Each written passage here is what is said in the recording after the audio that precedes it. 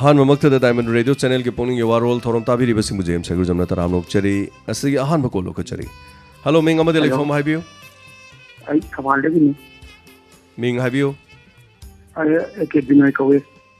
करी हाइबिनिंगी करी थंबिनिंगी diamond radio hello तो बेरा फोन तो बिनों तो वे हाइबियो हेलो अच्छा ngaraang do khang de isabu khra pot kharo ne ha oi habiyo na te ba waman mere ba ko baba har ki ko chai hung ma suri ko hoi aduna thoban ki se ha no ho cha le ram ba di mani ni ko hoi ade to da waman de cha ai je dum ai jo je kano to bune ba me de ba me de le ro da ta ma le ba ni me ba ne ba ko hoi aduna adum kang de adum ai duna sum khong accident to da dia sum ma le ro bune ba do na ki da machine de ai dina dum ai to accident to bune ba to han to ta aduna kang de ai dum play de na ki he machine de dum tai ai lo na ba tai aduna ai la pri ngam dre du ai dari ar ba yak se ko soidana lapiyo pabong nong phado adum koi biro hoi ado punam do adum hana da te mayan ji to da de se ne khung dong do ado de bu da ai ju diploma na ba ko hoi ai mai to ni ko game sang de nang ji adum baba ri tum dra ko hoi ai eke binoy ko hoi yam noi ze ko de chiki medical store of shower man da ta malan ko to ko yam noi ze saruga birakpa ngasi tahan birakpa khang de nang ji khang de dai kai mo nang ji lai thong la de pai khang de da tagachari yam ngai zai hoi pabung na daba ko yek daba oi biu yam na nungai na pabung isa kan na lebiu radio tabi raga ahan sing gi di kari oruni chai sing chakhom ama cha jaba aduga macha masu bu yeng chan jaba ngang jaba chai jaba aduga nungai na potha jaba hai tare macha masu sing gi hona rakhibe toroki me am hojik ti potha ba matam ne hai tare so marak sida diamond radio na adongi potha na na ba pabung gi machak ma oina ba hona bada hona jari ba sing pabung na nuksibi ba thaga chari ma segi dama haningai laitana hanana thaga chari Diamond Radio के listeners program ngaranggi mi expect ekone tawkiba mi masingdagi aduki mati khen kiba mi chawnga gi sak insang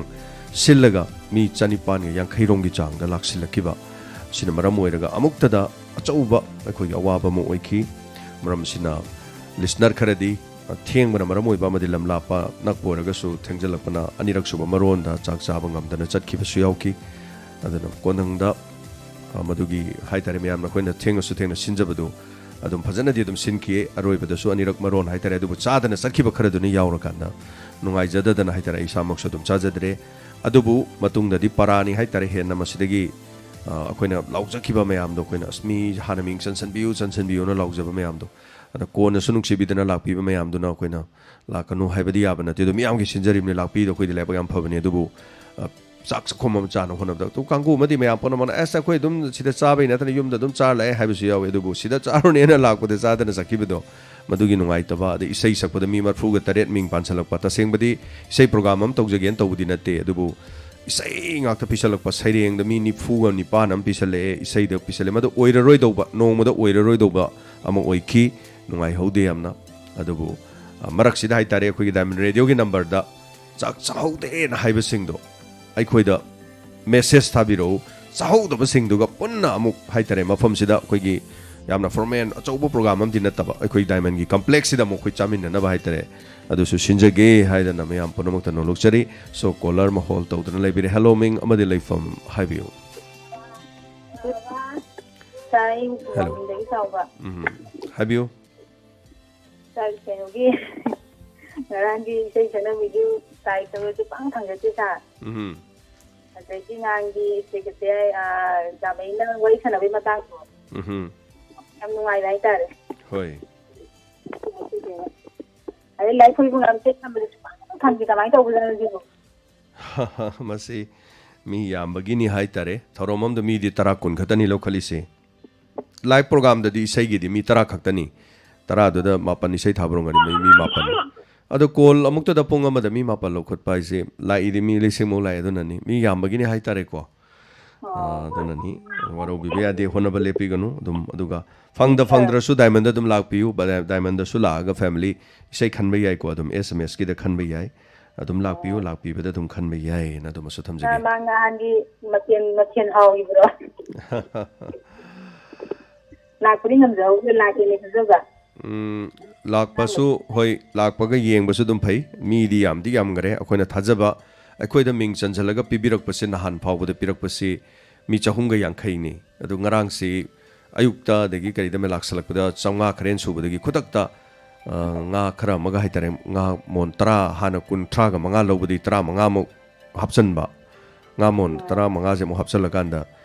ꯑꯗꯨ ꯊꯣꯡꯉꯤꯉꯩꯗ ꯑꯃꯨꯛ ꯂꯥꯛꯁꯜꯂꯛꯄꯗꯨꯅ ꯑꯃꯨꯛ 250 ꯑꯃꯨꯛ ꯁꯨꯗꯣꯛꯈ꯭ꯔꯕ ꯍꯥꯏꯇꯥꯔꯦ ꯑꯗꯨꯅ ꯑꯩꯈꯣꯏꯅ ꯄꯨꯈꯝ ꯋꯥꯏꯕꯁꯤ ꯄꯨꯈꯝꯁꯤ 500 ꯋꯥꯏꯕꯅꯤ ꯄꯨꯈꯝꯁꯤ 500ꯁꯤ ꯑꯅꯤꯔꯛꯀꯨꯝꯕ ꯐꯦꯡꯉꯤ ꯉꯔꯥꯡꯁꯤ ꯑꯗꯨꯔꯗꯤ ꯃꯤꯁꯦ ꯀꯌꯥꯝ ꯂꯥꯛꯈ꯭ꯔꯒꯦꯁꯦ ꯄꯨꯈꯝꯗ ꯑꯗꯨꯝ ꯈꯪꯉꯤ ꯍꯥꯏꯇꯥꯔꯦ ꯃꯤ ꯑꯃꯅ ꯀꯩꯁꯨ ꯄꯨꯈꯝꯗꯤ 2 ꯆꯥꯔꯝꯃꯣꯏꯕꯀꯣ ꯊꯥꯒꯠꯆꯔꯤ ꯑꯗꯨꯕꯨ ꯅꯨꯡꯉꯥꯏꯍꯧꯗꯕ ꯍꯥꯏꯇꯥꯔꯦ ꯏꯁꯩ ꯁꯛꯄ ꯐꯪꯈꯤꯗꯕ ꯁꯩꯔꯦꯡ ꯊꯤꯕ ꯐꯪꯒꯗꯕꯁꯤꯡ ꯑꯃꯨꯛ ꯍꯟꯅ ꯃꯤꯡ ꯆꯟꯁꯤꯟꯕꯤꯌꯨ ꯗꯥꯏꯃꯟ ꯔꯦꯗꯤꯑꯣꯗ ꯁꯣꯏꯗꯅ ꯑꯗꯣꯝꯒꯤ ꯅꯤꯡꯕ ꯊꯨꯡꯍꯟꯖꯒꯦ ꯊꯥ ꯑꯁꯤꯃꯛꯇꯗ ꯃꯁꯤꯃ ꯊꯝꯖꯔꯤ ꯑꯆꯦꯠꯄ ꯋꯥꯐꯝ ꯑꯩꯈꯣꯏꯅ ꯍꯥꯏꯗꯣꯛꯈꯤꯕꯗꯤ ꯉꯥꯛꯅꯕ ꯍꯣꯠꯅꯖꯒꯦ ꯍꯜꯂꯣ ꯃꯤꯡ ꯑꯃꯗꯤ ꯂꯩꯐꯝ ꯍꯥꯏꯕꯤꯌꯨ ꯍꯜꯂꯣ ꯉꯔꯥꯡ ꯁꯥꯔꯒꯤ ꯄ꯭ꯔꯣꯒ꯭ꯔꯥꯝ ꯃꯌꯥꯝꯗꯣ ꯌꯥꯝꯅ ꯅꯨꯡꯉꯥꯏꯌꯦ ꯂꯥꯛꯄꯗꯤ ꯉꯝꯖꯍꯧꯗ꯭ꯔꯦ ꯑꯗꯣ ꯃꯊꯪꯒꯤ ꯑꯃꯨꯛ ꯁꯤꯗ ꯑꯃꯨꯛ ꯂꯥꯛꯆꯒꯦ ꯁꯤ ꯍꯥꯏꯒꯦ ꯇꯧꯕ ꯀꯩꯁꯨ ꯀꯥꯏꯗꯦ ꯂꯥꯛꯄꯤꯌꯨ ꯃꯤꯌꯥꯝꯒꯤꯗꯃꯛꯇꯅꯤ ꯑꯗꯣ ꯃꯤꯡꯒ ꯂꯩꯐꯝꯒ ꯑꯃꯨꯛꯇꯪ ꯈꯪꯖꯒꯦ ꯀꯩꯅꯣꯗꯩꯅꯦ ꯀꯨꯝꯕꯤꯗꯒꯤꯅꯦ ꯏꯕꯦꯝꯆꯥ ꯀꯧꯋꯦ ꯌꯥꯝ ꯅꯨꯡꯉꯥꯏꯖꯩ ꯑꯗꯨꯒ ꯁꯥꯔ ꯀꯩꯅꯣꯁꯦ ꯌꯨꯁꯦ ꯊꯤꯡꯉꯦꯗ ꯍꯥꯏ ꯑꯗꯨꯒ ꯊꯣꯡꯕꯗꯤ ꯌꯥꯝꯅ ꯍꯦꯟꯀꯠꯂꯦ ꯑꯗꯨꯒ ꯑꯉꯥꯡ ꯅꯍꯥ ꯏꯟꯈꯠꯂꯛꯄꯁꯨ ꯂꯣꯏ ꯃꯥꯡꯉꯦ ꯑꯗꯒꯤ ꯏꯃꯨꯡꯒꯤ ꯅꯨꯄꯥꯡꯒꯩꯁꯨ ꯂꯣꯏ ꯃꯥꯡꯉꯦ ꯀꯔꯤ ꯍꯥꯏꯗꯣꯏꯅꯣ ꯍꯥꯏꯕ ꯑꯃ ꯈꯪꯗꯦ ꯁꯥꯔ ꯌꯥꯝ ꯆꯨꯝꯃꯤ ꯍꯥꯏꯔꯤꯕ ꯋꯥꯐꯝꯁꯤ ꯑꯗꯨꯅ ꯑꯩꯈꯣꯏꯒꯤ ꯌꯨ ꯊꯛꯈꯤꯕꯁꯤꯡꯁꯤꯅ ꯌꯨ ꯊꯛꯇꯅꯕꯒꯤ ꯋꯥꯍꯩꯕꯁꯤꯗꯤ ꯌꯥꯝ ꯂꯨꯔꯦ ꯑꯗꯨꯅ ꯄꯤꯛꯏꯉꯩ ꯃꯇꯝꯗꯒꯤ ꯃꯃꯥ ꯃꯄꯥ ꯑꯣꯏꯕꯁꯤꯡꯅ ꯃꯆꯥ ꯃꯁꯨꯗ ꯍꯥꯏꯇꯥꯔꯦꯅꯦꯀꯣ ꯌꯨ ꯊꯛꯇꯅꯕ ꯅꯤꯁꯥ ꯆꯥꯗꯅꯕꯒꯤ ꯇꯣꯉꯥꯟꯕ ꯃꯥꯒꯤ ꯐꯤꯔꯦꯞꯁꯦ ꯂꯧꯍꯟꯕ ꯌꯥꯝꯅ ꯆꯨꯝꯃꯦ ꯊꯥꯒꯠꯆꯔꯤ ꯍꯥꯏꯕꯤꯔꯤꯕꯁꯤꯒꯤꯗꯃꯛ ꯌꯨꯒꯤ ꯃꯇꯥꯡꯁꯤꯗꯤ ꯌꯨ ꯊꯛꯄꯗ ꯌꯥꯝꯅ ꯐꯖꯕ ꯑꯃꯁꯨ ꯂꯩꯌꯦ ꯑꯩꯈꯣꯏꯒꯤ ꯃꯅꯤꯄꯨꯔꯁꯦ ꯃꯃꯤꯡ ꯆꯠꯄ ꯈꯔ ꯂꯩ ꯑꯦꯗꯁ ꯅꯥꯕꯗ ꯃꯅꯤꯄꯨꯔꯁꯦ ꯃꯃꯤꯡ ꯆꯠꯂꯤ ꯇꯣꯞꯇ ꯂꯩꯕꯒꯤ ꯌꯨ ꯊꯛꯄꯗ ꯑꯅꯤꯁꯨꯕ ꯁ꯭ꯇꯦꯠ ꯑꯣꯏꯕꯒꯤ ꯃꯃꯤꯡ ꯆꯠꯂꯤ ꯅꯨꯄꯤ ꯑꯉꯥꯡ ꯐꯨꯕ ꯅꯩꯕ ꯑꯣꯠꯄ ꯅꯩꯕꯒꯤꯁꯨ ꯑꯅꯤꯁꯨꯕꯗ lei maming chatli aduga sana khonabada su maming chatli aduga culture gi aduga leiriba khoi art form sida su maming chatli sana khonaba leiri se aduga hariba sing khara du panjari ba khara sida su maming chatlaga lei hojik se madugi manung doni sa su mani aduga poppy pambi thabada su manipur se top ni india manung da masini yam phajari se aduga number 4 drug hai tare fangbam oiba khwaidagi mafam phangpham thokda su top ni leiri se maming am chali manipur se asigumagi su hai tare so thagachari hanana ngasigi makataba kolara madamo khudong chaba bijagi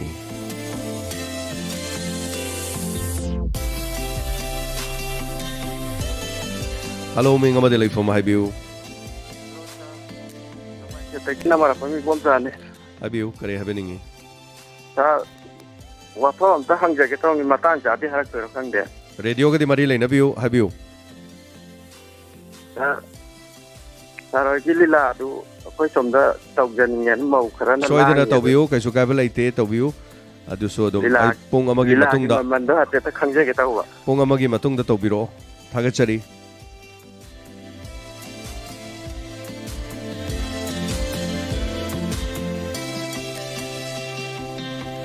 hello ming amade lai from haibiu gubun char phone tawjire bai jining lang char ai ngarang je lak je bu ko lak ju lak pu ju akhoi de dum halle pung ani taram dai da haipetang ado haipetang ngak inbiramadi sarji akhoi ga unabai tanja phangkhidra kamai tawbuno char phangi da sara ju atang sung sang da bai tare hoi ara char ge mak chang ke taw bu ju ai chang dra bu ko haipetang ai haijin ngi dine sara chakse yare ge de plop ngata na ha loi pirga parubu ki mamang da chak de pijaraga em ho udana function ta bo ja wen meeting da bai amen ngara de mi adu ke miti ya me ai ju ngai ngam de mi je phamma mu laite asmai to ne sarji pung se kamai to ge bu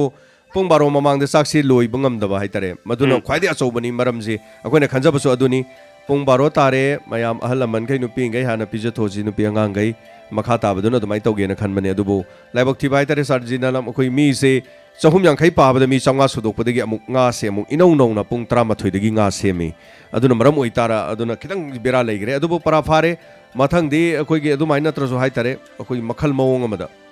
tawrani hai tare tham adugna aina haijin ngi di akoi gi mi labjin entry to matam da ko Karigumba mi di ako lagi entry dum tawji hena dum kan tum tawbirami aina hajin ngi di tawi bathaboji chake thabuni ko aduna entry taw matam entry je mi michira mangagi sin ahumgen loi huigi medam ni lamra loi tawbe ko a taw kana gum kan entry ka tang tawm baga phalong thoge bhai tare taw bu tawram da bhai tare adum da sing yamaga di siliba kangu ji diu tagni matung da di tawbi ga nu haijage aduga ane lakpada sara khoi ge traffic kangu jingje hoi moni check to bu matam da khoi ge labuk kitang lam hang taw ningi narang de huji ke highway ji aduk dik chin mai de gari je si da mona mi ma gari ge se sang yaw de na am kham ne da kari hai tare mari sum ta pisang waslam hai tare aduna ai yum pung ma pen dei lak ba ja du yobu sa pung taram ma thum ba khai taram to kai hiduk to we ba gari ja aduk dik chin mai tare moi traffic kangu no ju adam mai mi ge se sang suda myam de check to matam da ga jamu hele 안고는 아이서 람비데 할르죠 클럽면서 아주 여우들이 여우게 그냥 람 하이다자 남노아이제 설진이 라운드 라이 하바 강저후도 버시는 아이디어도 좀이 하비비도 그나고만 농시비베 생데 밍당 반절라가 좀 스마인 또버 야우키버시나 카라스 좀 야우크레 아들 마시 얌 파자다버디 와니 하리세도부 아코이나소 하이타레고 락피리 미암도 송기 페사 타드드리에 나 하이베도 농아이타바 라디 에돔 락처러스노 간타보다 하이는 하이버디 사키 타봉이나 다데 색 솔업 디우다 눈이도 아도나 아떼 펑션 어디 파바 아도나 마퉁다디 갸안타미나지 나담 하이제게 사 아두수 좀메 사라지 아두가 콰이 파자범 술레라메 마시 코이 코나 kok지 lakpa haitare thonggan dai khoina envelope amamam thamaba natraga lakpiriba singduna envelope amamam tawbirakanda mai gi minga leifamga amount to gi ibiraba adu ragadi kwai degi fajare thabakse adu sumani tawbusu yai sarji thagachari habirak pasegi nama aduga ngarangi chin graba marak tu yobiram badugi damak tadi haitare so khoi ISTB gi khoi tamoi mom sala pi bedun hai GMC di loire nang miyam gi support sidi kadai digi asi wonderful sige na mayam se pura ngakpu oigre haitare lakpiram khoi tamoi mom sana su mayam ne hen khambire tamoi mom sangarang lakpudo khoi gi hello doctor irai khudi make hello doctor unabiri beduni diamond radio da sumiyam da thajabado aduna so thagachari mayam gi suggestions dum logjage aduga hello ming amade laifam haibiyo hello konjal chi am ping na thajare haibiyo asa ayoga da gi pian san haibiyo na khao ga program do ko yaw ba lak dai ko ado mi do yaman ban ning ko na da ba da gi mira me sa ba kan ku ja gi da ko gi da ko sit ba lang ko sit te ba hai ta ra ko na ado yam nungai ja da ba da ma tung bi taw kum ba kai kum ba taw ra ga sin ba na na sun khan da kari sin ba hai ba yes aduna plow gumna tawraga dum duna phare aduna adumaina tawrabama aduga mayam gi su dum logjage bkhoi comment se ai khoi plow tawrosune ama khwai lubong khok leiriba plow do aina mi changa gi sema thamren khalase ba adu mi du namung lising ama lang khalase ba ko adu su khara lui ba adu changa do aina hoi chatru kum semja leng kharo awana pa adi khara du gum gi tawrosu adu thajabado aduna ne khoina adu koina watlinge mayam singe lakpini haibudu haibiu haijabani do aduna mayam na su fix it tawbidaba haitare adu ba kashu kai de mayam lakpi ki mayam do adu ba khoi nungai hodabadi adu maina ningba tungi da bu khara tawi adu thabak thokpa se adu loina makti nate mi ayam ba haitare akhoi pura akhoi gi pukham se anirak fenge bangra 500 pukham se anirak fengi aduna ki aigi leiri bai chali che mari mata imung manungi leiri mayam aduga ngarang aina haijabado hairok tagi channupi gita amadi gitanjali na sakini makoi di function yaw ba lakpa natre kon pheng ba lakwa chama nagram ek hobade pheng buduna chaba loibade pheng buduna pungmam mam me moi chatkibado ado amarom da budi chal singna tormadi am noi ja ingarang su panjakre thagachari habirak pase adu mathang di plow natragana kramai toksige na haikanda thangai singna ai koi kari haitare aseng boina fajana thonga langna ra painaraga khoi Christmas ki sumang na thangto pulap jabado adoi phibam da natraga khoi dimit khangna je habanina khangna barom do in torokan da chak sungaw yaudaba ma akhoi na refreshment ko machine jaba plow natraga cha singhara samaina sinba masina farani na khalle aduna yama kan da di hai tare aduga contribution to wi mong je koina che da thadaba sino phai fare ana khoi sum khanjari bani khoi sum rang ge aduga mayam sakra matung da di son da di chak kor fu taruk hena lemi numidang khoi cham ta thongna de mayam hai tare so hojuk phaw lei aduna hello menga made lai phom hai biu hello James menga made lai phom hai biu ima khomai ne pakhang kong lai tagi gokam khomai hai biu kare hai biningi ama wa phang da thang ka sage koi pakhang kong lai rak che aina yum pala ko sahi tra tu ga pare ya du khuji ba ke toti phang de ba ado anta hai ge tawne kari lam da hai ba thoban gi na pakhang kong lai nama khomai ne ha ba hoi Ward number 9 pakhang kong le rakki Thobal Bazar da ki chu yam sangchan balam chu nate si ma pham je to ti ta de ba adi ma ado atai jaga karai wai adu dei khar sa thok da karai wai da di tai to ti se ama thangna bala ek to tai ye thangna bala rak tai ba hoi ma da tabi boishnu ado mari na bra da tabi jero na hai bane yam nungai je do imam ising ge sidya ma gi wanatan amai wanatana ising ge project am khok pai khali ma hatak che 2022 da Manipur ki yumthong khudimakta Manipur da nataba all Bharat ki yumthong khudimakta har ghar mein jal haidana haibadi moi mayang maron haitare ni Hindi maron da yum khuding da ising haiba yum khuding da ising haiba moi project am laigre masina maram oiraga Manipur da so haribar project se paikhat pa hore even akoi gi khongjom da su water supply na ina koi khongjom da sam kuire ima khoina ngang oring edi sing taram badagi chahi 35 kunmuk se sing ta dre khongjom da su ado haribasi hoje hoje si saba hori adana masi loina makki mafam atai de su sarani ima yodi yorokado mali thenga jo thengna ado anyway ima kari chithaba leiri sina loibirabra aina ne kaidong ka hai akoi aina ne chahi try doi churak pada joi tarama da ne chai adi ka khaya ba ado ai di pha ada leiri ba ngang gai do aduna da chalo isai khan bra pai rak ta ban number do amana ne ai gi imadi bikhani bini ai pa di khongdai se pane ma adagi amana ne kaino mioi bagi punsi atang bara chau bisang nai da bane na thangna ba thanamba mai ni chana ba thanamba mapang ne hai do ado angang gai da cha lo madu pharam do mandi ma sei sing dom ta ado wari beda leiba jala iman haibiri bedu ko thagachari ma thorom sida sarug ya birakpa thasigi dam thagachari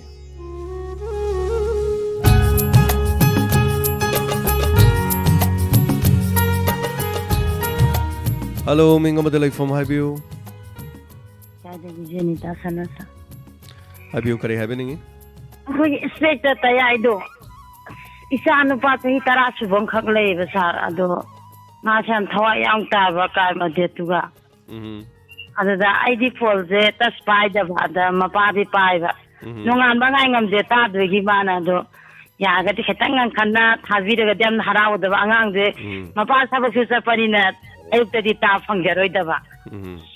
ma je ka ma de se ka yam thawa yang ta di ba adu hai je ge taw ni Thagachari Janita ado masi yam kananga khachabadi khoi oina di khudong sajadre masi matam khara lepaga budi ngam bai ai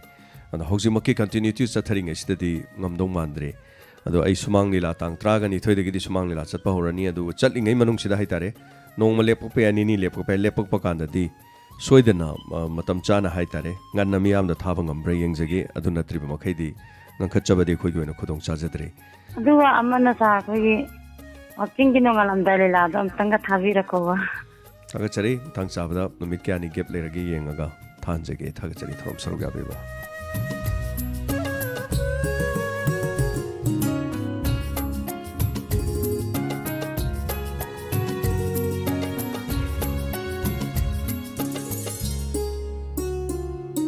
Hello minga madalai from Habiu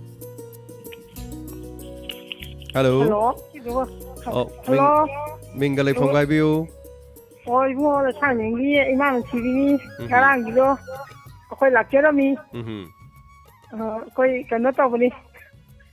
theging ga parakodo hoi aina pijara pani ya ibu gi function do yam nunga ying do yam ya yu khoi ga jai adu imam haning bidi ai mamang dam ju haji khire ko ꯃꯤ 500 ꯆꯥꯅꯕ ꯁꯤꯜꯂꯤꯕꯗꯣ ꯑꯩꯈꯣꯏ ꯄ꯭ꯔꯥꯎꯒꯤ ꯇꯧꯔꯒꯗꯤꯀꯣ ꯑꯩꯈꯣꯏ ꯐꯪꯁꯟ ꯌꯥꯝ ꯆꯠꯂꯤ ꯐꯪꯁꯟ ꯌꯥꯝ ꯆꯠꯄꯗꯣ ꯄ꯭ꯔꯥꯎꯒ ꯇꯧꯔꯒ ꯁꯝꯅ ꯌꯦꯜꯂꯒꯗꯤ ꯉꯔꯥꯡꯗꯣ ꯌꯥꯝ ꯅꯨꯡꯉꯥꯏ ꯀꯩꯅꯣꯒꯤ ꯌꯦꯡꯒꯤ ꯏꯅꯥꯎꯄꯥꯗꯣ ꯑꯗꯨꯗ ꯑꯩ ꯍꯥꯏꯕꯅꯦꯕ ꯑꯗꯨꯃꯥꯏꯅ ꯇꯧꯔꯝꯃꯒꯗꯤ ꯅꯨꯡꯉꯥꯏꯗꯣ ꯑꯁ ꯑꯩꯈꯣꯏꯒꯤ ꯆꯥꯛꯀꯤ ꯁꯤꯗꯒꯤ ꯄꯨꯡ 6-7 ꯆꯥꯕꯗꯅ ꯑꯗ ꯆꯥ ꯏꯃꯥꯏꯇꯦꯕ ꯑꯩ ꯋꯥꯟꯈ꯭ꯔꯒꯦ ꯇꯧꯏ ꯏꯁꯥꯒꯤ ꯉꯔꯥꯡꯁꯦ ꯑꯗꯣ ꯍꯣꯏ ꯃꯌꯥꯝ ꯀꯔꯤ ꯅꯨꯡꯒꯤ ꯆꯠꯂꯨꯕꯅꯣ ꯌꯧꯔꯕ꯭ꯔꯥ ꯈꯪꯗꯦ ꯃꯗꯥꯀꯤꯅꯤꯅ ꯏꯁꯩ ꯁꯛꯄꯗꯣ ꯍꯣꯏ ꯍꯣꯏ 이링 띠는 사고 같은 노름다이를 챈다면서 이만해봐. ꯍꯣꯏ ꯍꯣꯏ ꯍꯣꯏ. 이자다 양카이자딘 다르도. 아무나 공기 닥터 어흠 이렇게 줄래. 잘리바 아주 마탄 단제들이 히라 카파제나 이제 하이래. 이 만다잖아 거의 트레이닝 쇼가도 좀 떠오르마니. ꯍꯣꯏ. 아니 트레이닝들이 파자라딘 남맹아랑이도 파자라 하오래. 딱게 방법에 따라 아무 있다면 거기 ꯊꯥꯒꯠꯆꯔꯤ ꯑꯗꯨ ꯏꯃꯥ ꯑꯩꯈꯣꯏꯗꯤ ꯊꯣꯏꯗꯤꯡꯗꯨꯁꯨ ꯆꯥꯍꯧꯗ꯭ꯔꯕꯅꯤ ꯑꯗꯨꯕꯨ ꯌꯥꯝ ꯅꯨꯡꯉꯥꯏꯖꯩ ꯏꯃꯥ ꯍꯣꯏꯅ ꯃꯌꯥꯝꯒꯤ ꯁꯤꯟꯕꯤꯕꯗꯣ ꯌꯥꯝ ꯅꯨꯡꯉꯥꯏꯖꯩ ꯃꯇꯨꯡꯗꯁꯨ ꯂꯥꯛꯆꯒꯦ ꯇꯌꯥꯏꯗꯨꯁꯨ ꯑꯩꯈꯣꯏ ꯐꯖꯅ ꯇꯥꯖꯩ ꯃꯇꯨꯡꯗꯤ ꯄ꯭ꯔꯥꯎ ꯑꯣꯏꯅ ꯁꯦꯝꯃꯒꯅꯦ ꯐꯝꯃꯝꯗꯗꯤ ꯌꯦꯜꯂꯁꯦ ꯑꯗꯨꯅ ꯐꯔꯦ ꯀꯣꯜꯁꯨ ꯐꯦꯡꯉꯔꯣꯏ ꯑꯗꯨ ꯏꯁꯤꯡꯒ ꯄ꯭ꯂꯥꯎ ꯑꯃꯃꯝ ꯇꯧꯔ ꯆꯥ ꯑꯃꯃꯝ ꯐꯖꯅ ꯌꯦꯜꯂꯒ ꯐꯖꯅ ꯁꯤꯜꯂꯒꯦ ꯑꯗꯨꯃꯥꯏꯅ ꯇꯧꯗꯅ ꯃꯅꯨꯡꯗꯨꯗ ꯑꯗꯨꯝ ꯆꯥꯃꯁ ꯁ꯭ꯄꯨꯟ ꯑꯃꯃꯝꯒ ꯇꯧꯔꯒ ꯗꯁꯕꯤꯟ ꯐꯖꯅ ꯊꯝꯃꯒ ꯍꯥꯏꯇꯥꯔꯦ ꯑꯗꯨꯒ ꯑꯝꯇꯪ ꯍꯥꯏꯖꯒꯤꯒꯦ ꯏꯕꯨꯡꯁꯨ ꯅꯥꯗ ꯌꯦꯛꯇꯅ ꯄꯨꯟꯁꯤ ꯅꯨꯡꯁꯥꯡꯅ ꯄꯥꯟꯕ ꯑꯣꯏꯕꯤꯌꯨ ꯑꯩꯈꯣꯏꯁꯨ ꯅꯥꯗ ꯌꯦꯛꯇꯅ ꯂꯩꯖꯒꯦ ꯑꯗꯨ ꯍꯥꯏꯖꯔꯛꯀꯦꯅ ꯇꯧꯕꯅꯤ ꯊꯥꯒꯠꯆꯔꯤ ꯌꯥꯝ ꯅꯨꯡꯉꯥꯏꯖꯩ ꯊꯧꯔꯝꯁꯤꯗ ꯁꯔꯨꯛ ꯌꯥꯕꯤꯔꯛꯄ ꯐꯣꯡꯗꯣꯛꯄꯤꯔꯛꯄ ꯋꯥꯐꯝꯁꯤꯡ ꯊꯝꯕꯤꯔꯛꯄ ꯐꯖꯅ ꯅꯝꯃꯦ ꯉꯥꯡꯁꯤꯡꯁꯤꯗꯣ ꯐꯖꯅ ꯁꯤꯡꯖꯨ ꯌꯥꯎꯋꯦꯕꯨ ꯀꯥꯎꯈ꯭ꯔꯦ ꯍꯥꯏꯇꯥꯔꯦ ꯏꯃꯥ ꯑꯩꯈꯣꯏꯗꯤ ꯉꯔꯥꯡ ꯆꯥꯖꯗ꯭ꯔꯕꯅꯤ ꯑꯗꯨ ꯌꯥꯝ ꯅꯨꯡꯉꯥꯏꯖꯩ ꯃꯌꯥꯝꯅ ꯈꯔꯗꯤ ꯑꯗꯨꯝ ꯀꯩꯅꯣ ꯇꯧꯈꯤꯗ꯭ꯔꯁꯨ ꯊꯦꯡꯈ꯭ꯔꯒꯁꯨ ꯀꯣ ꯊꯦꯡꯕ ꯐꯥꯎꯕꯗ ꯃꯤ 1,000ꯒ ꯈꯔ ꯍꯦꯟꯅ ꯍꯥꯏꯇꯥꯔꯦ ꯑꯉꯛꯄ ꯑꯣꯏꯈ꯭ꯔꯦ ꯋꯥꯟꯗꯔꯐꯨꯜ ꯃꯌꯥꯝꯅ ꯁꯤꯒꯨꯝꯕ ꯔꯦꯗꯤꯑꯣꯒꯤ ꯄ꯭ꯂꯦꯠꯐꯣꯝ ꯑꯃꯗ ꯃꯤꯌꯥꯝ ꯄꯨꯝꯅꯃꯛꯅ ꯃꯥꯒꯤ ꯏꯃꯨꯡ ꯃꯅꯨꯡꯒꯤ ꯃꯤ ꯂꯥꯛꯑꯒ ꯃꯐꯝ ꯑꯁꯤꯗ ꯈꯣꯡ ꯇꯥꯕꯤꯔꯝꯕꯗꯨ ꯃꯃꯥꯡꯒꯤ ꯆꯍꯤꯗ ꯃꯤ ꯁꯨꯞꯅꯒꯤ 250 ꯈꯛ ꯂꯥꯛꯄꯅꯤ ꯑꯗꯨꯒꯤ ꯃꯃꯥꯡꯒꯤ ꯆꯍꯤꯗꯨꯗ ꯃꯤ 200ꯒꯤ ꯃꯌꯥ ꯂꯥꯛꯏ ꯑꯗꯨꯒꯤ ꯃꯃꯥꯡꯒꯤꯗꯨꯗ ꯃꯤ ꯁꯨꯞꯅꯒꯤ 150 ꯈꯛ ꯂꯥꯛꯄꯅꯤ ꯑꯗꯨꯕꯨ ꯌꯦꯡꯕꯤꯌꯨ ꯍꯟꯗꯛꯀꯤꯗꯤ ꯃꯤ 1,000ꯒ ꯑꯗꯨꯒ ꯈꯔꯗꯤ ꯅꯨꯡꯊꯤꯜꯒꯤ ꯃꯇꯝꯗ ꯃꯁꯥꯅ ꯃꯌꯨꯝꯗꯒꯤ ꯆꯥꯛ ꯏꯁꯤꯡ ꯆꯥꯔꯒ ꯊꯧꯔꯝꯗꯨ ꯂꯥꯛꯄꯤꯈꯤꯕꯗ ꯃꯤ ꯃꯁꯤꯡ ꯊꯤꯉꯝꯗꯅ ꯑꯊꯦꯡꯕ ꯐꯥꯎꯕꯗ ꯂꯩꯕꯤꯈ꯭ꯔꯦ ꯍꯥꯏꯇꯥꯔꯦ ꯁꯣ ꯍꯜꯂꯣ ꯃꯤꯡ ꯑꯃꯗ ꯂꯩꯐꯝ ꯍꯥꯏꯕꯤꯌꯨ ꯍꯜꯂꯣ ꯀꯩꯅꯣ ꯋꯥꯡꯗꯒꯤ ꯑꯉꯥꯡ ꯆꯥꯅꯦ ꯍꯥꯏꯕꯤꯌꯨ ꯀꯔꯤ ꯍꯥꯏꯕꯤꯅꯤꯡꯉꯤ ꯉꯔꯥꯡ ꯏꯄꯥꯒꯤꯗꯣ ꯏꯄꯥꯅꯗꯤ ꯃꯤ 950ꯃꯨꯛꯇꯅꯦ ꯀꯥꯏꯅ ꯍꯥꯏꯗꯣ ꯑꯗꯨ ꯌꯥꯝ ꯍꯦꯟꯗꯖꯥꯠꯅꯤꯀꯣ ꯍꯣꯏ ꯍꯣꯏ ꯑꯗꯒꯤ ꯑꯩꯁꯦ ꯔꯦꯗꯤꯑꯣꯁꯦ ꯁꯨꯝ ꯇꯥꯔꯝꯕꯗꯨꯗꯒꯤꯗꯤ ꯑꯁ ꯍꯦꯛꯇ ꯑꯩꯁꯦ ꯆꯠꯅꯤꯡꯃꯟꯗꯅꯅꯦ ꯑꯩꯁꯦ ꯁꯨꯝ ꯂꯥꯛꯀꯦꯗꯤ ꯑꯉꯥꯡꯉꯩꯗ ꯍꯥꯏꯒꯦ ꯇꯧꯗ ꯑꯁ ꯍꯥꯏꯔꯔꯣꯏꯗ ꯑꯩ ꯆꯠꯂꯁꯨ ꯃꯃꯤꯡꯗꯣ ꯆꯟꯒꯗꯤ ꯆꯥꯛ ꯏꯁꯤꯡꯒꯤ ꯊꯕꯛꯅꯤꯅ ꯃꯌꯥꯝꯗꯣ ꯂꯥꯡꯕꯗꯨꯗ ꯋꯥꯅ ꯅꯝꯃꯤ ꯑꯗꯣ ꯆꯠꯄꯗꯤ ꯑꯗꯨꯝ ꯆꯠꯀꯦ ꯈꯔ ꯊꯦꯡꯉꯒꯅ ꯇꯧꯋꯤ ꯑꯗꯩ ꯆꯥꯛ ꯆꯥꯕꯒꯤ ꯄꯥꯎꯗꯤ ꯍꯥꯏꯗꯕ ꯑꯗꯒꯤ ꯑꯩꯅ ꯑꯉꯥꯡꯉꯩꯗ ꯆꯠꯂꯁꯤꯅ ꯍꯥꯏꯗ ꯃꯤ ꯆꯥꯛ ꯆꯥꯗ꯭ꯔꯤ ꯆꯥꯛ ꯆꯥꯔꯝꯗꯥꯏꯗꯨꯗ ꯆꯠꯂꯨꯔꯗꯤ ꯃꯤ ꯆꯥꯃꯨꯛ ꯂꯥꯡꯕꯗꯤ ꯃꯌꯥꯝ ꯋꯥꯅꯅꯕꯅꯦꯅ ꯑꯃꯨꯛ ꯍꯥꯏꯔꯦ ꯑꯗꯩꯗꯤ ꯑꯩꯁꯦ ꯑꯁ ꯆꯥꯛ ꯆꯥꯕꯗꯣ ꯆꯥꯗ꯭ꯔꯒ ꯂꯣꯏꯔꯦ ꯆꯠꯂꯁꯤ ꯂꯥꯛꯑꯣꯅ ꯏꯆꯦ ꯑꯃꯁꯨ ꯍꯧꯔꯦ ꯑꯗꯩ ꯏꯅꯥꯎꯅꯨꯄꯤ ꯑꯃꯁꯨ ꯇꯧꯔꯒꯅꯦ ꯑꯩꯈꯣꯏꯁꯦ ꯂꯥꯛꯑꯦ ꯑꯗꯨꯒꯤ ꯃꯇꯨꯡꯗꯨꯗꯁꯨ ꯑꯣꯛꯇꯣꯁꯦ 3-4 ꯑꯃꯁꯨ ꯊꯧꯖꯜꯂꯛꯑꯒ ꯃꯤ ꯄꯤꯛ ꯊꯜꯂꯒꯅꯦ ꯂꯥꯛꯑꯦꯕ ꯌꯥꯝ ꯂꯥꯛꯏ ꯅꯣꯏꯅ ꯍꯥꯏꯕ ꯃꯁꯤꯡꯗꯣ ꯑꯗꯨꯒꯗꯤ ꯌꯥꯝ ꯊꯤꯅ ꯈꯦꯠꯅꯔꯦ ꯑꯗꯨꯅꯤ ꯋꯥꯐꯝꯁꯦ ꯑꯗꯨꯅꯤ ꯑꯩꯈꯣꯏꯒꯤ ꯏꯃꯨꯡꯒꯤ ꯎꯁꯣꯞ ꯑꯃ ꯊꯣꯛꯄꯗ ꯃꯤ 200 ꯃꯤ 300ꯒꯤ ꯁꯤꯟꯕꯁꯤ ꯌꯥꯝꯅ ꯑꯔꯨꯕ ꯑꯃꯅꯤ ꯍꯥꯏꯖꯔꯤꯕ ꯑꯗꯨꯅ ꯑꯩꯈꯣꯏꯒꯤꯗꯤ ꯆꯞ ꯃꯥꯟꯅꯔꯤꯅꯤ ꯕꯥꯃꯣꯟ 7-9 ꯇꯧꯕꯁꯤꯗ ꯌꯥꯝꯈ꯭ꯔꯕ ꯃꯤꯌꯥꯝꯗꯣ ꯍꯥꯏꯇꯥꯔꯦꯀꯣ ꯁꯣ ꯊꯥꯒꯠꯆꯔꯤ ꯍꯥꯏꯕꯤꯔꯛꯄꯁꯤꯒꯤꯗꯃꯛ ꯑꯗꯣ ꯄꯔꯥꯅꯤ ꯃꯊꯪꯗꯗꯤꯅꯦ ꯏꯄꯥꯒꯤ ꯀꯩꯅꯣ ꯑꯉꯝꯕ ꯑꯗꯨꯝ ꯍꯣꯠꯅꯔꯛꯀꯅꯤ ꯑꯁ ꯑꯩꯈꯣꯏꯗꯤ ꯇꯥꯕꯗ ꯔꯦꯗꯤꯑꯣ ꯏꯄꯥꯅ ꯁꯟꯇꯣꯛꯏꯕ ꯄ꯭ꯔꯣꯒ꯭ꯔꯥꯝꯁꯦ ꯁꯟꯇꯣꯛꯄ ꯇꯥꯕꯗ ꯑꯗꯨꯛꯀꯤ ꯃꯇꯤꯛ ꯅꯨꯡꯉꯥꯏꯔꯦ ꯄꯣꯊꯥꯐꯝ ꯑꯣꯏꯅꯤ ꯊꯥꯒꯠꯆꯔꯤ ꯑꯗꯨ ꯍꯥꯏꯖꯒꯦꯅ ꯊꯥꯒꯠꯆꯔꯤ ꯊꯧꯔꯝꯁꯤ ꯁꯔꯨꯛ ꯌꯥꯕꯤꯔꯛꯄꯁꯤꯒꯤꯗꯃꯛ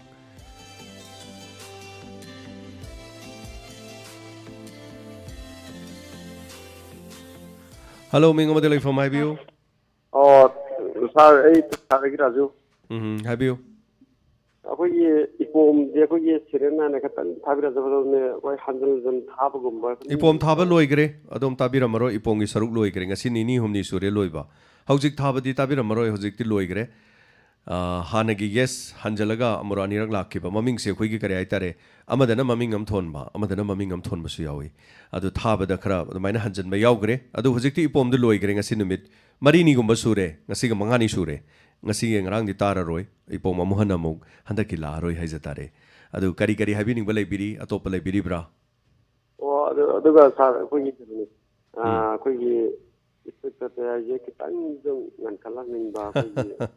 madu gi pakom de pizza kre madu sungoi oiraroi adu madi waro bibi ade adubu oigedabal lei marak sida lila chacharagadi madu kharangana ina semaga haitare nomanini lepa kanda di soidana ngamakani haujiki di nungtigi torokpani na masingamdre aduna akhoi da awaba moire khoina ngamjaroi dobada miyamna haijaba tabini mangana tabibedu gi di nungaite adubu haribase adomna mobile am paibiragadi ayuk nganna yahawba matamda su soidana dongi phone da su taba fangani akhoi gi oina ngamjadabani waro bibe ade raju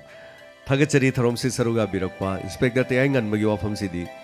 oiraroi wani aduna aina masida haijarubagi kanadre maramdi masi nomanini leptho ogadi ngamgani adu leptabani na ingamjadre masi pak ngamaroi maramdi madu semno honobada saising phawo khuisadi adu thoromsi adu kaktana tabani na haitare ko aduna nungaijadabal leijai adu masina ni khoni youtube ta yaujariba ahingi matam na ya matari base aduna thagachari hello me ngamade leifom haibiu why dagi laisam ba taram nok chari haibiu ngarang ki program do hobudagi da loibok si yauje ba tamo aduga laiba myam ju thawai yaw ngakne ba mani adudagi hena thawai yaw ji aina ngarang jabada ima mayam khotran khaluroga pabung ani yaw le mai wani hoi ado pabung ani du sarang patai na haba no thawai yaw na ngaling de laga lebiram do hoi ada program do yaw bu yam nungai jaba hai tare adu sum tawjarapni mani amuba ogi charang patai ki pabung gana amadi mahaki mamana ba hai tare ko thorom du da yawi bani aduga saruksu yabire hai tare so yam chomi ima iben sing na budi yam heli adubu halaman sing nu pa kya su hai tare adum lei am nungai amuba skari chi thaba lei ri sin loi birabra tai kari habini mo lebiri aduga man ngasagi sa ba thak program do yang badana di simbi ba ade dang ngasagi sak lam koi timing hai gadra mayam ji ekta ko chen chena dana sem ai ha ta ho da ya de follow ya de na ngasagi langna pa mayam do hoi ahmad doina yamna pamjadna video recording khong log jo ho hai tare ho adu yengdari haji je dum asagi mayam du yaman khibdu du ko mani adu yamni je na thajaru do hai tare tamogi da ado tamo musi yam basi tamogi da di nungai bi lei bibra du ga musi mathang da chu he na yaman mi ba gi wakhal lei bibra yambadi adum yamakani masi mayamgi kare hai tare mayamgi nungsi bibinani hai tare ne ko aduna mayamgi nungsi bibidunani adum yamakani adum akhoi na hana degi haijari buduni mi cham yankai mathangi de chani mathangi ahum lak subudu mi chani yankai handaki da mi lising amaga khara sidi amuk hengkala kibani aduna mathangi dadi hena like thokna ba lising tara tilasu manga tilasu acd phibam amni na haidi plow khara hobudu di kaisu matam jangdi haijari ba plow khara adagi di insang ate khara thak thak tawudu di ham lai aduna mi mayam dugi mi lising amagi maya dugi da khoi mi chawnga khare hen bagi nga mon kunthra ga manga aduga yen kilo nifu khare hen ba aduga mayam changi do haitare so chak korfu da kun ga taruk taret adu pukham da chamnga aduga haitare so thabam duna amukta da chamnga thaba ya da bani na problem su oikibani aduga tasengba makki di akoina karigumba thonga su koina fazana fan gumam da thangkala thamaga akoi gi patra plate ko macha amamam da torokanda mana chaning ba insang do hapa samna hairabada uti chaning da mi du da uti hapchan ba su manghalini dana adu khaji round chatlaga toroba adu ba ma kome adu khare na hena kombadi kari no hakan mayam chatum phaman ba fazana phamalaga mi amamam gi soidana maki cha amamam adi ising amamam aduga akoi gi kare haitare singhara gumba amamam aduga plow amamam sumaina haitare half kg oiro kg akoi gi amamam oiro si sanbam yelaga di khwai di base orani aduga parasiam phajari haitare so thabak se experience adumaina lakani habadi thajadi akoi de ming chanjala khoi phone da khoi lakchagani habase mi chahum yang khai khaktane aduga chahum yang khai hara khoi ne chawga sinjabani chawga sinbadu da lising la saladi adum loire adu nungai jai lakpi bado muba yam nungai jai adu nungai khidabadi kitang khoi gi pungning phathaba thabak sima yam torok pani no ko loining ba thungya damni na so isai sakani na lakpa sakhidaba sereng thigane lakpa thibangam khidaba adugi chak ani rak subai maron pizara ohom lak subai maron da kitang thenki bana ngai bangam da na chatki ba yawbado adugi damakta nungai hauti aduna maram moiraga haitare es masidi ꯆꯥꯛ ꯆꯥꯔꯣꯏꯗ ꯆꯥꯕ ꯌꯥꯕ ꯅꯠꯇꯦꯗ ꯃꯌꯥꯝꯅ ꯆꯔꯥ ꯍꯦꯜꯂ ꯑꯩꯅ ꯆꯥꯛ ꯀꯃꯥꯏꯅ ꯆꯥꯗꯣꯏꯅꯣ so I feel like this so thank you so much ꯍꯥꯏꯕꯤꯔꯛꯄꯁꯤꯒꯤꯗꯃꯛ ꯑꯗꯨꯒ ꯃꯊꯪꯒꯤ ꯀꯣꯂꯝ ꯑꯃ ꯂꯧꯈꯠꯆꯒꯦ ꯍꯦꯜꯂꯣ ꯃꯤꯡ ꯑꯃꯗ ꯂꯩꯐꯝ ꯍꯥꯏꯕꯤꯌꯨ ꯍꯜꯂꯣ ꯍꯜꯂꯣ ꯍꯜꯂꯣ ꯏꯕꯣ ꯃꯨꯡꯆꯥꯡꯒꯩ ꯃꯈꯥ ꯈꯥꯏꯗꯤ ꯏꯆꯦ ꯁꯨꯅꯤꯇꯥꯅꯤ ꯍꯥꯏꯕꯤꯌꯨ ꯏꯆꯦ ꯀꯔꯤ ꯍꯥꯏꯕꯤꯅꯤꯡꯉꯤ ꯉꯔꯥꯡꯒꯤꯗꯨ ꯏꯟꯗꯣꯡ ꯐꯖꯅ ꯏꯄꯥꯒꯤ ꯑꯩꯈꯣꯏꯒꯤ ꯔꯤꯖꯅꯦꯜ ꯃꯤꯠꯗꯨ ꯐꯖꯅ ꯄꯥꯡꯊꯣꯛꯈ꯭ꯔꯦꯀꯣ ꯃꯌꯥꯝꯅ ꯑꯆꯧ ꯑꯁꯥꯡ ꯍꯧꯖꯤꯛ ꯁꯔꯀꯥꯔ ꯄꯥꯏꯔꯤꯕꯁꯤꯐꯥꯎ ꯄꯥꯡꯊꯣꯛꯄ ꯉꯝꯃꯣꯏ ꯌꯥꯝ ꯐꯖꯅ ꯄꯥꯡꯊꯣꯛꯈꯔꯦ ꯏꯄꯥꯗꯒꯤ ꯇꯥꯗꯦ ꯂꯥꯛꯏꯕ ꯏꯆꯦ ꯏꯃꯥ ꯂꯌꯥꯝ ꯃꯥꯒꯤ ꯍꯩꯖꯕ ꯎꯠꯂꯤꯕ ꯏꯕꯨꯡ ꯏꯄ꯭ꯋꯥ ꯃꯌꯥꯝꯅ ꯎꯠꯂꯤ ꯃꯌꯥꯝꯗꯣ ꯑꯗꯨꯃꯛꯇ ꯏꯄꯥꯒꯤ ꯃꯈꯥꯗ ꯂꯩ ꯍꯥꯏꯕꯗ ꯆꯣꯞꯇꯦ ꯏꯄꯥ ꯆꯣꯞꯇꯦꯀꯣ ꯐꯖꯩ ꯑꯗꯨꯒ ꯑꯩꯁꯦ ꯀꯩꯅꯣꯝ ꯍꯥꯏꯖꯒꯦ ꯏꯄꯥꯁꯤ ꯏꯆꯦ ꯏꯃꯥ ꯌꯥꯝꯃꯤ ꯏꯄꯥꯕꯨ ꯅꯨꯡꯁꯤꯕ ꯑꯃꯗꯤ ꯀꯣ ꯏꯄꯥꯒꯤ ꯒꯨꯟꯅ ꯍꯦꯃꯟꯗꯅ ꯌꯥꯝꯃꯤꯕꯅꯤ ꯏꯄꯥꯒꯤ ꯑꯋꯥꯠꯄꯁꯨ ꯑꯃ ꯂꯩꯇꯦ ꯑꯩ ꯈꯤꯇꯪ ꯐꯒꯠꯆꯕ ꯏꯄꯥꯁꯦ ꯁꯠꯇ ꯌꯦꯡꯉꯦ ꯋꯥꯠꯇꯦ ꯒꯨꯟꯗ ꯌꯦꯡꯉꯦ ꯋꯥꯠꯇꯦ ꯃꯍꯩꯗ ꯌꯦꯡꯉꯦ ꯋꯥꯠꯇꯦ ꯈꯣꯟꯖꯦꯜꯗ ꯂꯩꯔꯦ ꯋꯥꯠꯇꯦ ꯑꯁ ꯑꯗꯒꯤ ꯑꯩꯅ ꯁꯨꯝꯕ ꯏꯄꯥꯁꯤ ꯑꯩꯈꯣꯏꯒꯤ ꯁꯥꯏꯟꯇꯤꯁꯇ ꯃꯦꯗꯤꯁꯤꯟꯒꯤ ꯑꯣꯏꯔꯕ ꯍꯧꯖꯤꯛꯀꯤ ꯃꯅꯤꯄꯨꯔꯒꯤ ꯏꯟꯅꯔꯕ ꯂꯥꯏꯅꯥꯁꯤꯒꯤ ꯏꯄꯥꯁꯤꯅꯅꯦ ꯁꯥꯏꯟꯇꯤꯁꯇ ꯑꯣꯏꯔꯝꯃꯗꯤꯀꯣ ꯃꯦꯗꯤꯀꯦꯜꯒꯤ ꯃꯅꯤꯄꯨꯔ ꯁꯅꯥ ꯂꯩꯕꯥꯛꯁꯤ ꯃꯃꯤꯡ ꯆꯠꯀꯅꯤ ꯍꯥꯏ ꯃꯦꯗꯤꯁꯤꯟ ꯄꯨꯊꯣꯛꯑꯝꯕꯗ ꯁꯤꯟꯇꯁꯨ ꯑꯝꯇ ꯍꯥꯏꯖꯒꯦ ꯑꯩꯅ ꯊꯥꯒꯠꯆꯔꯤ ꯏꯆꯦ ꯏꯆꯦꯅꯁꯨ ꯌꯥꯝ ꯊꯥꯒꯠꯄꯤꯔꯦ ꯑꯗꯣ ꯑꯩꯅ ꯍꯥꯏꯖꯕꯗꯨꯅꯦ ꯑꯩꯗꯤ ꯏꯅꯥꯛꯇ ꯁꯨꯝ ꯂꯩꯔꯒ ꯑꯩ ꯁꯨꯝ ꯊꯥꯒꯠꯂꯛꯄꯁꯦ ꯑꯩ ꯇꯨꯒꯦ ꯇꯧꯏ ꯑꯗꯣ ꯑꯗꯨꯅꯤ ꯏꯆꯦ ꯊꯥꯒꯠꯆꯔꯤ ꯃꯤ ꯂꯣꯏ ꯊꯥꯒꯠꯂꯨ ꯌꯥꯄꯣꯠꯇꯦ ꯊꯥꯒꯠꯆꯔꯤ ꯏꯆꯦ ꯃꯇꯤꯛ ꯃꯌꯥ ꯌꯥꯝ ꯀꯜꯂꯤꯀꯣ ꯌꯥꯝ ꯅꯨꯡꯁꯤ ꯉꯔꯥꯡꯃꯛꯇꯗ ꯂꯥꯛꯄꯤꯕ ꯃꯌꯥꯝꯅ ꯏꯁꯩ ꯁꯛꯄꯗꯨꯗ ꯉꯔꯥꯡ ꯂꯥꯛꯄ ꯑꯩꯒꯤ ꯃꯔꯨꯞꯁꯤꯡ ꯂꯥꯛꯄꯁꯤꯡꯗꯨꯅ ꯍꯥꯏ ꯑꯁ ꯀꯩꯅꯣ ꯇꯧꯔꯤꯁꯤꯕꯣ ꯏꯁꯩ ꯁꯛꯂꯛꯏꯅꯦ ꯇꯧꯔꯤꯁꯤꯡꯁꯦ ꯃꯤꯁꯤꯡꯁꯦ ꯌꯥꯝ ꯄ꯭ꯔꯣꯐꯦꯁꯅꯦꯜꯒꯤ ꯇꯥꯏꯞꯇ ꯂꯣꯏ ꯁꯛꯑꯦ ꯑꯗꯣ ꯀꯩꯅꯣꯒꯤꯁꯨ ꯑꯩꯈꯣꯏ ꯁꯥꯔ ꯖꯦꯝꯁꯀꯤꯁꯤꯕꯨ ꯏꯁꯩꯁꯨ ꯂꯣꯏ ꯇꯝꯕꯤꯕ꯭ꯔꯣ ꯂꯤꯁꯅꯔꯁꯤꯡꯁꯦꯅ ꯍꯥꯏ ꯉꯁꯥꯏ ꯑꯩꯅ ꯏꯁꯩ ꯅꯣꯡꯃꯥꯏ ꯇꯧꯖꯕꯅꯤꯅ ꯉꯔꯥꯡ ꯁꯛꯂꯛꯄ ꯏꯁꯩ ꯁꯛꯂꯛꯄ ꯃꯤꯁꯤꯡꯗꯣ ꯈꯔ ꯑꯍꯟ ꯃꯌꯥꯝ ꯎꯕꯤꯔꯦ ꯌꯨꯇ꯭ꯌꯨꯕꯇꯁꯨ ꯎꯕꯤꯔꯦꯀꯣ ꯆꯍꯤ ꯃꯇꯥꯡꯁꯤꯡꯗꯨꯒ ꯁꯛꯂꯛꯏꯕ ꯏꯁꯩꯗꯣ ꯑꯗꯨꯝ ꯌꯥꯝ ꯁꯣꯏꯗꯅ खरा सोयरसु याम सोयदना सई हाइजतारे अदु करिनो रेडियो सिगी मगुनसिबो सिदि याउरि मिजिंगि सई फजा फजन सई गाना हाइबगी थागत पिरम याउइ चे अदुगा सिसु लेरे अदु याम नुंगाइ जहुदो बखरना रेडियो ददि अखोइगी सुम सरुक याबा नतबा रेडियो ददु कनो नतबा डायमंड रेडियो द समाइ तौदना इसै सकपा याबगी लइये अदु रेडियो द इसै सौरोदमनि हारगा लाकवा मसिगु मखरा याउइ अदु मखोइगी निंगबा थुंगनगी दबदो खैना याम नुंगाइ हौदे मरमदि अखोइदि इसै सिकपा मयाम इसै सहनबदु नत्तेबा खैना पामजरिना अहल लमन अदे अंगांग अपिकपा थाजदना मौ अदगी थाजदबा इमा थाजदबा इखुरा इतोन याउरिबसिंगदो मखोइना गैसै सा वा वा नोकबदुनेबा अदु नतबा अदगी अखोइ करि हाइतारे डायमंड इसै सकपा याय ससिलो डायमंड इसै सौरोसे नतलाबदो मदु खरा यावे अदुना मदु नुंगाइतबा हाइतारे अखोइदा अदु सक्किबा मोइ सकपा फंगद्रगा साउरा चक्किबगा मसुम यावे अदुरगा याम लूरिसे अदा अखोइना तौजरी थबकसिदा अखोइगी इसै सकपा यावबा लाक्पिबदा डायमंड रेडियोगी इसै सकपोइना लैबिबदा नुक्सिजरबा अखोइगी नाउ लाइस्रम नोरेन होय नोंमो वाटलिंगेदगी स्टेज साबा यामबा कै तौसिगे करि तौजरोगे गायना सुमांगदगा लागा लेपबदो याम नुंगाइजेबा अदुमाइनगा खरा नहासिंगसे लाक्पिरदि फबा अदा इसै समदाइदुददि ऐ सके न हेक्ता क्यूजदे लेपगा हाइतारे लोइरकांददि अखोइ चलेन सखिबनिदो अस लोइसनबददि लोइरे अरोइबददि अदु याम नुंगाइबदि फावइ अदुगा नुंगाइजबदि मियाम पनमना तारंबा नेलंबा खोंगुल हाइतारेको लंपाक्तुदा अखोइ अमुक खुना पाक्थजरगा तारिबा खोलिबा मयामदु सेंदोकजबा याम नुंगाइजै मरमदि मफम असे डायमंड बनु सिबिबा मी मयामना लाअंबा मफमनि खलुरकांदा याम नुंगाइजबा फावइ नहान मखै फारोमदगी हौजिना फावरिबा वाखलदि अखोइना सुमांग हाइतारे डायमंडगी सुमांगसिदा अखोइना येंगजबा मतमदा येंगो कयादा फजखरबा मफमसे मफम असिदनि डायमंड बनु सिबिबा कयाना मखोइना लेपमबदो अदुना मखोइना लाक्पिरमबदो हाइदुना हौजिक्ति डायमंडगी ममांगसे ngarang nahan da leirambado ngasina mok hena masina magun heli karigidama nungsibiba mayamna laklamba leplamba mafam haibase aikoina su yamna nungsije masini leiriba wafamse so aikoina kaujariba su madugi damaktani adongi paisa adongi khudol adugi damakta nate aduna honajariba punomakse miyamgi damaktani haibasini aduga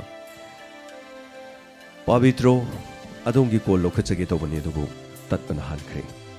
मरकसिदा लेवा लमदिंगी president हाइबिरकपदा private rehabilitation centre खरगी मियोई कांगुना लमदिंग अमदि संगाई युमफमदा drug addict फाबा लाकपदा एक्सीडेंट थोकपा असि यामना नुंगाइते matungda tobiganu haidana haibirei so hello ming amade leifam haibiu phone to rai bai sa rap ti ni mangale min sa haibiu ma da sem se lila sat le ne haibi le ko ado lila sat la ga di tayai si le pi di ro sitang je ki phone tayai pura le poi khara haitare no man kum tangai phadane le pa yaura su dum thangna banu mi tai tongna bo hona jage yaring kai dai tongna bo honari aduga ai su anova ma haitare ko ai se hojik kan di kamai torge bu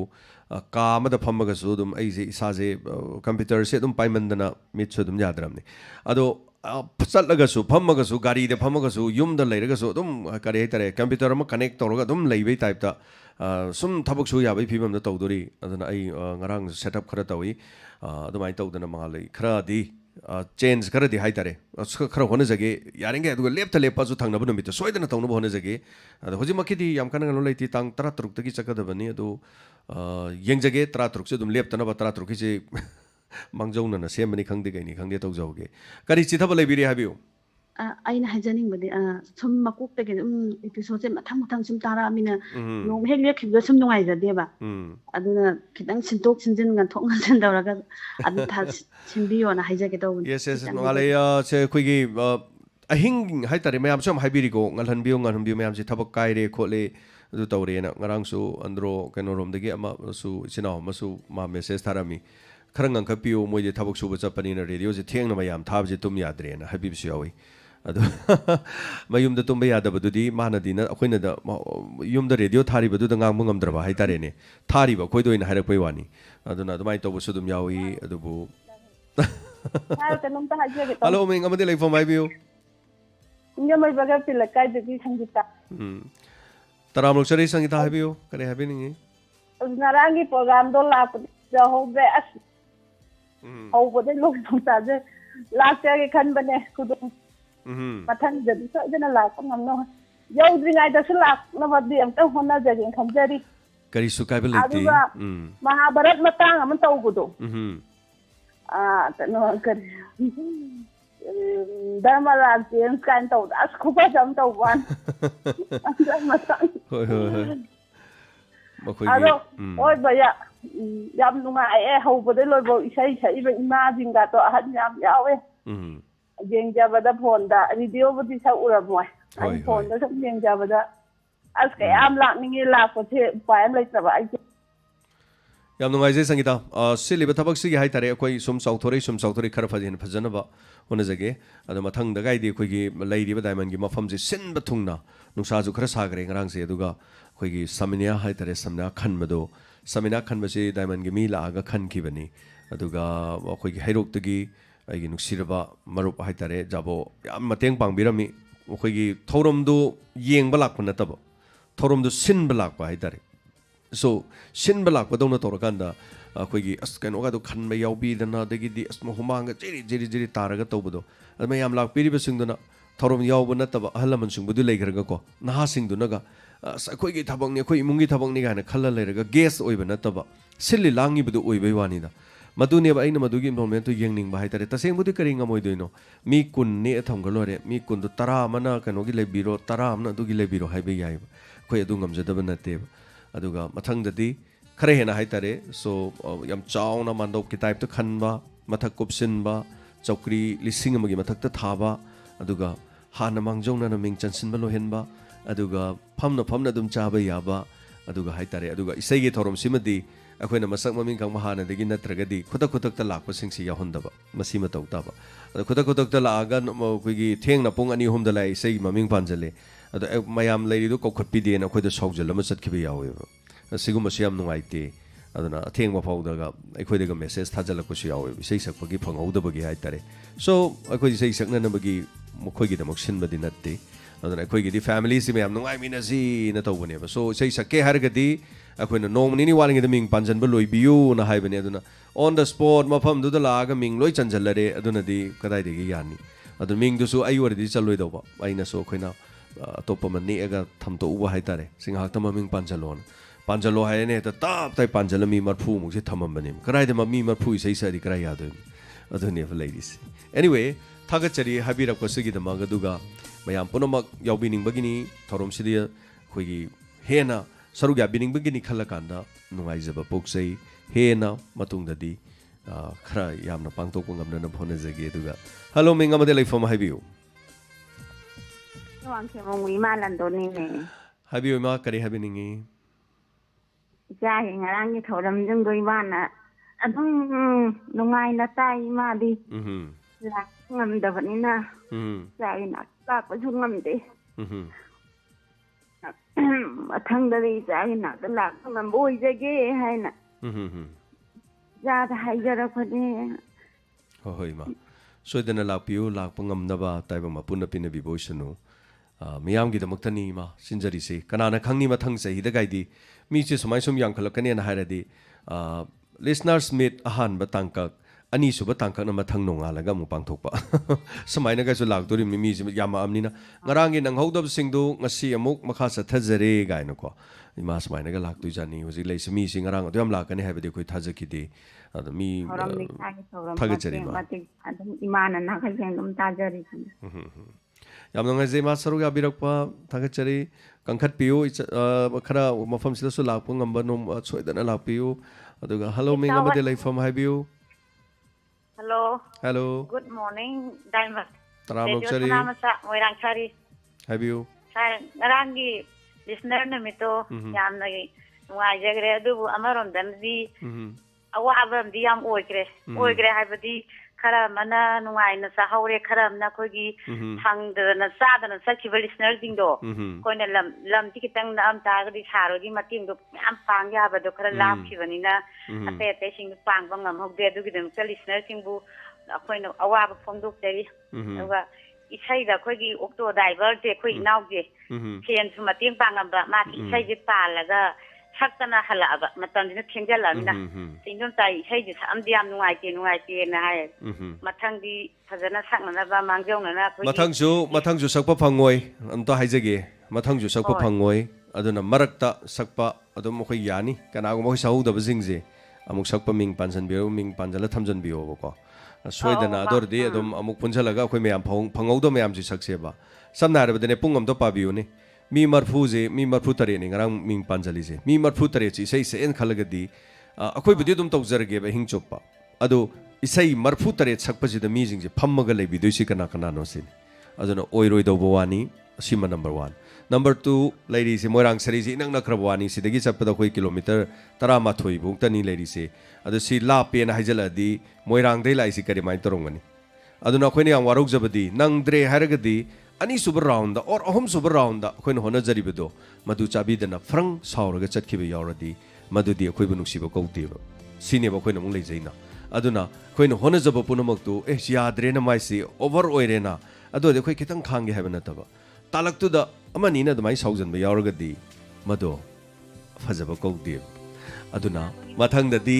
akari haitare sumaina mokhoju lakningam da bazu yai mathang da di ado khoi dadi mathangi dadi dumaina di sillaroi so para amani mayamna sumaina tawba mi khara yaure haragadi ado khoina nungai jadri gi de khoi gi awaba du khangbira kanda atheng ma da phammaga naptana mauna ha mani macha mani ga pham lerami aina sangsilaga hai chak charam dong mandre ai su sadri chaksi ani su maron bu konadre chaksi mi changwa gi sinbani ado mi lising ama laksan gre ado kamai tawba chaksin ha kan yani sir ngasi khak cha da kari tawni ge hai bon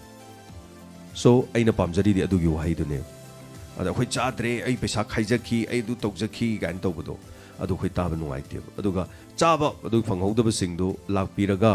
pesa pigi ba singdu gi pesa lokthok chaba su yani ai chaba phanghode haidana pesa lokthok pi ba su dum yagani thong launa hangjari madugi damukta su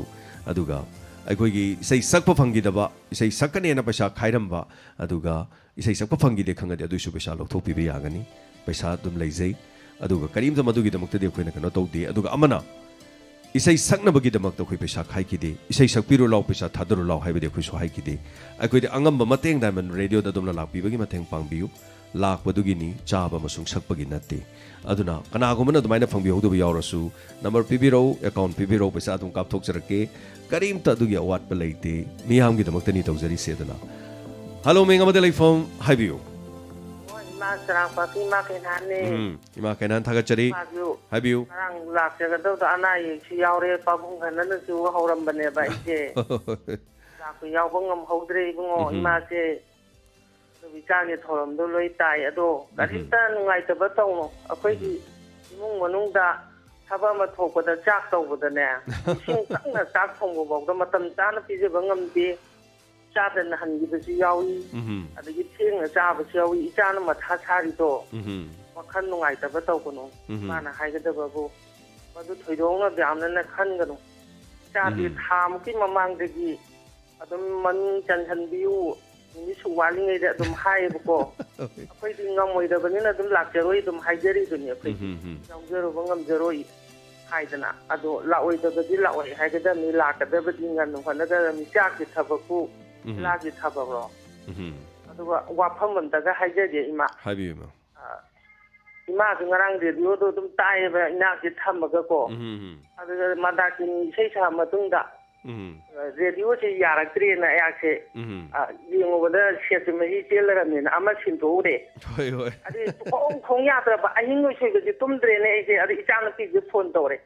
ai tumba ya de radio ju ta dre ai se ta ai tar ai bi ma kamai tong ma de radio le ban ju le tia asem du mu kauri haying semage haire angang am le ba hoi adi ima nang chetung te yengo maning dong da hang do yengo radio chetu maning du kak per kak ta yengo nang de hai ka taw kam dre ne adu de specta ai du tai ima je hoi diamond ngau pa bung kan na je hauram me ba du kai na khalu no ko je hakum changa pam the ba ko ai ja je cha cha de yu thak ti mayam na ngai roi pa tha nam ne na tawraga yu du khara yaw ro de matai ki angang le shabin de yu du ma pate ham thara na ising oro bai ning na ma khok tu da haijar ni de yu थागचरी मा याम नुंगाइबदि diamond गी ngarang gi thorom sida yu yaudi याम नुंगाइ जबसे गरि no they you Marik अमता फंगदे चाक चाबम दा होय कना गो नुपा money गा लापदा side मरुम दगा थोगा hotel गा थोगा चिंगम गदरा अदो मफम सिदि यू ngawbagi mami ta khide याम नुंगाइ जबसिना मसिनी यामना निसा से याम फ्री होइगी अदुगा मसिगुम्बा मा नुंगाइ जबा अमा ओइखी अदु इमा चुमनी थोरम अमा थोपा थोदो अमा थोपा सिदि अदम थोकनी अदुगा अखोइना मो हाइजैना अइना लेपचरिबा फिबम दुदा पेन खिदब ngarang पेन खिदब मीदुना अइना लेपिबा मफम दु नमता लेपिरबा अदुगा मयामना तौरिबा मोंग दु दम तौरकांदा मयामना तौरगदि करी होयगदगे सिनी सो अइना तौरिदुना बेस ने हाइबनते हेना फजना तौरमबसु याई अदुबो कोक्ति याम साबा थबंगनी थांगै सेना प्रोग्राम हम थोएगा लोय सदोगरा अइना मुखाइदनगा लेरगा अस मयाम लापिरी खोपिरी गान तौदोसु को ngam dabai wani mayam sai yeng na go misi be ko dre dum ayam misi yamandana pulap yang ai joy na khurumaga dum loisengre aduga yam nungai jabadi mayam na lakpi baduni yaubi baduni ning bathung khidabadudi thungan masungong ngomoi aduna atheng bada so hai tare so ngarang yari poktige dum isai sakpa ma angang ama lei theng na laga isai sakia de na sogjandana mamai thang na message ka thajandana tawi koina thabak tu subagi nomagi wadana leiring edu da tension oina pisan biri khoide ko asmain tawba yawi thorom du isai sakna bagi damak tawkiba thorom natti mayam ponumangna hena fajana badum hona minasi asoi badum leigani mioi basi asoi bagi machani मियोय बना सोइबा हौना सानी अदुबु मियोय बना ngakpi basu हौना सानी ngakpi basi laaga atopa jiba mana atopa planet tegi laaga aikoi bu ngakpi raga da banati hona jaga dori basi miyoy bana hona ga dori bani loksan ga dori basi miyoy bana loksan ga dori manghan ga dori si miyoy bana ni afa ba hai basi su miyoy bana ni to ga dori basi loksan badu su afa bana ni phatta ba loksan ga gati phatre aduna ngakpi ga dori basi su miyam na ni asoi ba to ga dori su mi na ni matungda hena fananubagidama suggestion oina tawbiyu kariguma diamond radio da adomna tharum sida mu athuk matamda mu sinjage isai sakpa phangowdaba leiraga suming bisen biro isai sinjage loinana amuk hana haitare mafam sida lakpira kana koi harau ngarangi ningba thungdana chakhiba singdo ming bisen biro amuk hana kaisu sinbe yaba leite koi tang aduda ne haiba leite tang mari da pangthoki haibe wani chitha hoba ani suba saru hairga dum tawbi yai sem sadana dum leijage miyamna nungai na bani huna jarisi miyamna kapna banati akhoi busu kaphan biganu loina wahi singa siga loina ngasi gi damang tadi matang asida diamond radio channel gi pokning gi warol thoro matang solution jari thorong gi manungda taba nungai tabo wahi wata yaukrabadi pukchil chawra badona ngapi kono mamo khurum jari